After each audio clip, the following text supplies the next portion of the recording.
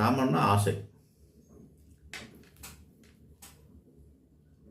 அதை வந்து முறையாக ஆட்சி செலுத்தக்கூடியவர்னு கூட எடுத்துக்கலாம். அதுக்கு வந்து 2 இருக்குது. ஆட்சின்றதுக்கு ஒன்று இருக்குது, கண்ணை குறிக்கக்கூடியது. காமாட்சி, விசாலாட்சி அப்படின்னு சொல்லக்கூடிய அதெல்லாம், மீனாட்சி எல்லாம் வந்து கண்களை குறிக்கக்கூடியது. இன்னும் 2 இது மாதிரியான 2 ஆட்சி இருக்குது. காமாட்சி, விசாலாட்சி அப்படின்ற மாதிரி ஒரு மொத்தம் 5 பேர் இருக்குது. அதில் ஒன்னோட சூட்சுமம் அந்த காமாட்சி மட்டும், காமாட்சியை கண்ட்ரோலாக வச்சுக்கிறவங்க பேர் காமாட்சி அம்மன்னு சொல்லக்கூடியது.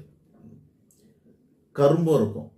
இந்த காமாட்சி அம்மன்கிட்ட, ராஜேஸ்வரி அம்மன்கிட்டலாம் கரும்பு இருக்கும், பார்த்துருப்பீங்க. கரும்பு யாரோட ஆயுதம் அப்படின்னா காமனோட ஆயுதம். காமன் சொல்லக்கூடிய மன்மதனுடைய ஆயுதம் தான் கரும்பு. அந்த கரும்பு வில்ல தான் அவர் அம்பத்தொழு எடுத்து விடுறாரு. தவம் இருந்த சிவன் மேலே அது பட்டுடுச்சு.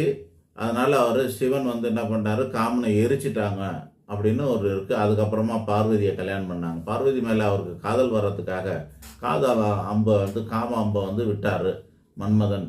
இந்திரனுடைய கட்டாயத்தினால அவர் செஞ்சாருன்னு சொல்லிட்டு புராணங்கள் இருக்குது. ஆக அந்த கரும்பும் வச்சுருப்பாங்க காமாட்சி அம்மன். எப்படி பச்சைக்கிளி ஒரு அடையாளமோ அந்த மாதிரி இந்த கரும்பும் ஒரு அடையாளம், அதுவும் இருக்கும். நம்மளுடைய இச்சா சார்ந்த விஷயங்கள் எல்லாம் ஒரு நல்ல விதமாக ஒழுக்கமான முறையில், சரியான முறையில் அவைகளெல்லாம் நிறைவேற்றப்படணும். காதல் அல்லது துணை இல்லாதவங்க, பிரேக்கப் ஆனவங்க, இந்த மாதிரியானவங்களுக்கெல்லாம் ஒரு சரியான வழிகாட்டுதல் வேணும்னாக்கா, ஒரு நல்ல முடிவு வேணும்னாக்கா நீங்கள் இந்த காமாட்சி அம்மனையும் வழிபடலாம். அப்படியே வழிபடுறது. அந்த காமாட்சி அம்மனுக்கு வந்து செவ்வாய்க்கிழமையில் வந்து காஞ்சிபுரத்தில் காமாட்சி அம்மனுக்கு வந்து செவ்வாய்க்கிழமையில் ஷியாமலா தேவின்னு சொல்லிட்டு ஒரு சரஸ்வதியோட அம்சமாக அவங்க வந்து அங்கே அலங்காரம் பண்ணுவாங்க.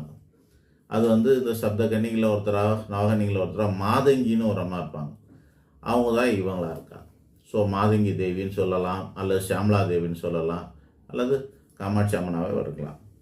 ஆக அல்லது உங்கள் ஊருங்களில் எங்கேயாவது ரதி மற்றும் மன்மதன் சிலை இருந்தால் அல்லது சாமி இருந்ததுன்னா, கோவில் இருந்ததுன்னா, அதுக்கெலாம் அவ்வளோவா இருக்காது. அது மாதிரி இருந்தால் அவங்களே வணங்கலாம். அது கிடைக்காதுங்கிறதுனால தான் நம்ம வந்து காமாட்சி அம்மன், ஆண்டாள் மற்றும் மீனாட்சி போன்ற தேவதையை படம் வச்சு வீட்டில் வணங்கலாம். படம் வச்சு வீட்டில் வணங்கலாம், அல்லது கோயில்களுக்கு போய் வணங்கலாம். பெருமாள் கோயிலெலாம் போனால் ஆண்டாள் இருப்பாங்க.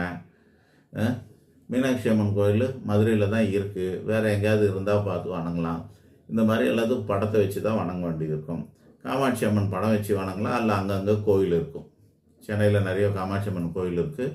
சைதாப்பேட்டில் இருக்குது, மயிலாப்பூரில் இருக்குது, வில்லிவாக்கத்தில் இருக்குது, மாங்காட்டில் விசேஷமாக இருக்குது. இந்த மாதிரி